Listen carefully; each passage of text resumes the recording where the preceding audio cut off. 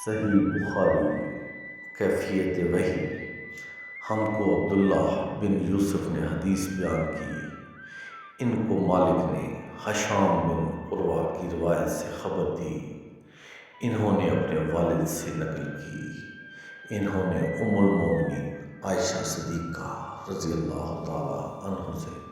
نقل کی۔ آپ نے فرمایا، ایک شخص حارث بن ہشام نامی نے نبی کریم صلی اللہ علیہ وآلہ وسلم سے سوال کیا تھا کہ یا رسول اللہ،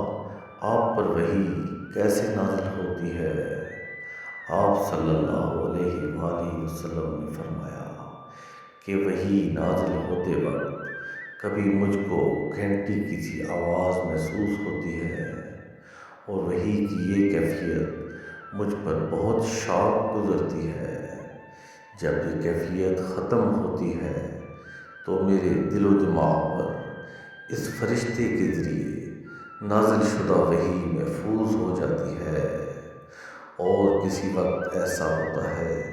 کہ فرشتہ بشکل انسان میرے پاس آتا ہے اور مجھ سے کلام کرتا ہے، پس میں اس کا کہا ہوا یاد رکھ لیتا ہوں۔ عائشہ رضی اللہ تعالی عنہ کا بیان ہے کہ میں نے سخت